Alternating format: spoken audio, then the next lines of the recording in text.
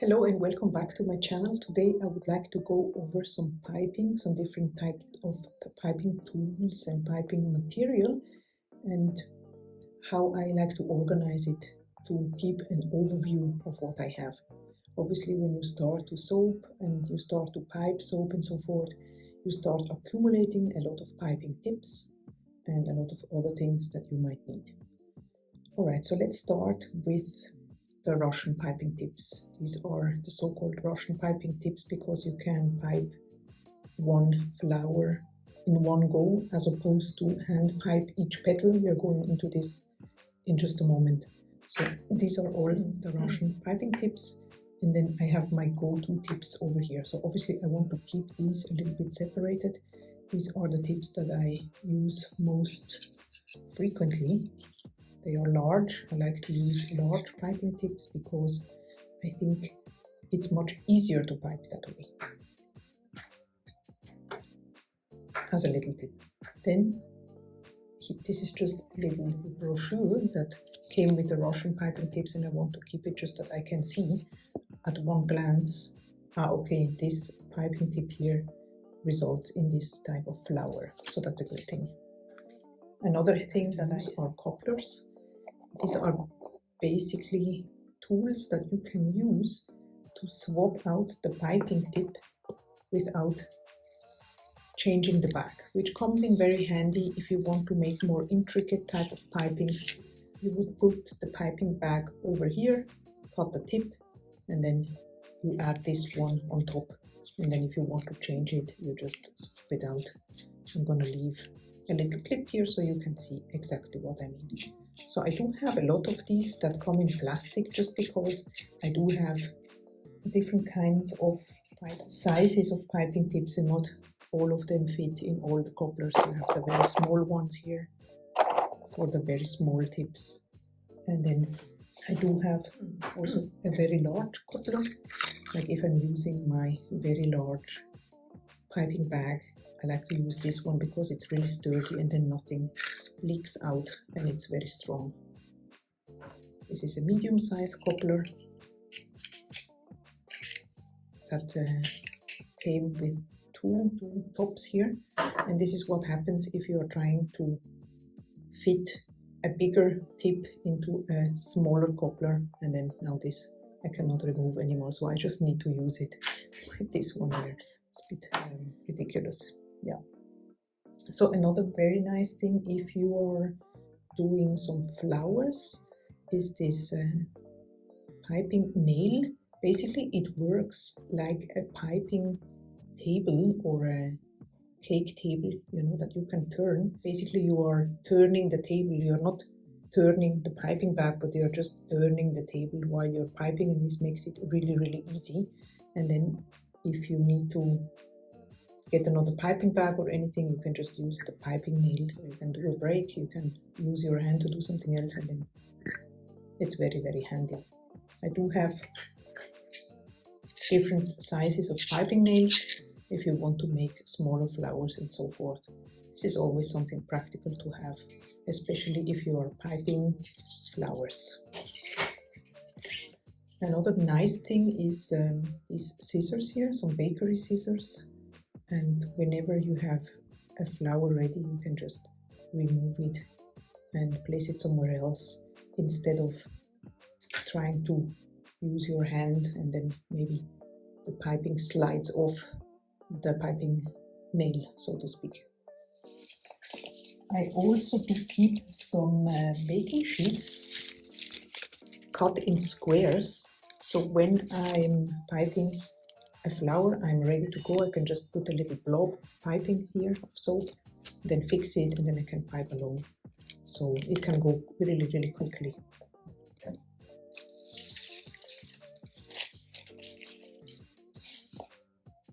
Then I have a lot of smaller piping tips, especially to pipe flowers. Here you can see a small leaf tip, or then this amazing small rose petal tip, and different types in here. Also very practical is this piping bag holder.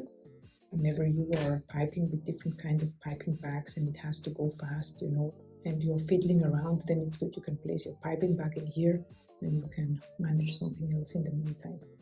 These are the main tools that I like to use whenever I'm piping. Oh, by the way, this is a coupler for the Russian piping tips. It's two different kinds. This is the regular one and it's a bit bigger so that the Russian piping tip can really fit in it,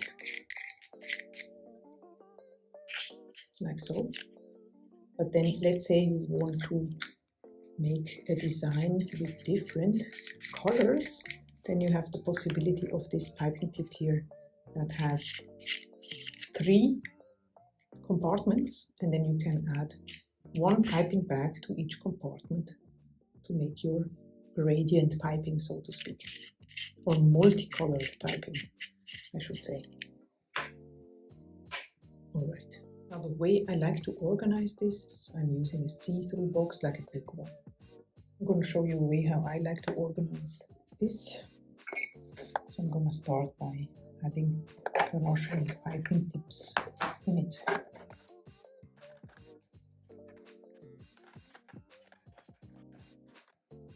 Then I have these couplers here, Castor bag, plastic box, so I have everything. And then my go-to tips over here. I will keep this brochure here so I know which tip is which, so to speak. Then I will keep a little compartment with the small piping tips all together. The flower block and the flower nails together in one compartment. The next compartment will be medium-sized kind of tips. And I will have a mini series of flower piping videos here on my channel very soon. Next compartment is the couplers that you can.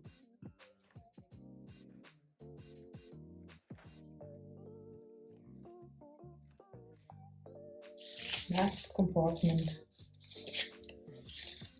I will add all my baking squares and the baking scissors. That way I can keep order and I can see exactly what I have in the piping box on one glance.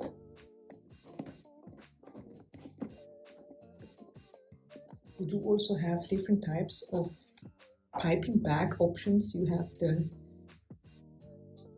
disposable ones made out of plastic. Make sure you get a very sturdy type of material that will not burst when you are trying to pipe, because soap is very, very heavy. So there is always the chance that the bag bursts. And then you have also the linen ones that have a little waxy texture to it. And there are different sizes, and also very large ones, as you can see here. Then also another type that I found is basically a chocolate piping bag, which is really cool because if you're making small quantities, like for example flower piping, then you have these bags that are very user-friendly, also for beginners, but not just for beginners, because you have a zip here, so the batter won't leak out on the other side, and you also have the line here, I don't know if you can see it, where you can cut so that you can add the piping tip to it. And then here you have the volume measurements, so you can see approximately how much you have in here. So I thought that was also a very good option for example, small detail piping. What I would recommend to start out is find a tip that you really like. This one is my favorite. It is called the French star tip. It has many teeth or many ridges here to create a lot of details, and it makes the piping look amazing. You have also other kinds of variations of this one. This is an open star tip, then you have the closed star tip, and I would invest in one of these or maybe a set of 3. I will leave some links in the description for some Amazon versions of it or Amazon options, so that you can start out with these, and then disposable piping bags, and you're good to go. You don't need more than this. And then if you see that you like it and you continue and you would like to make your workflow easier and so forth, then you can start invest in other things, like for example cobblers. This is a very affordable version and it's very, very practical and makes the work so much easier because you don't need much piping bags. You need one piping bag and then you can pipe with different tips with it, like I said before. I hope that you liked this video and maybe it gave you some ideas or some inspiration.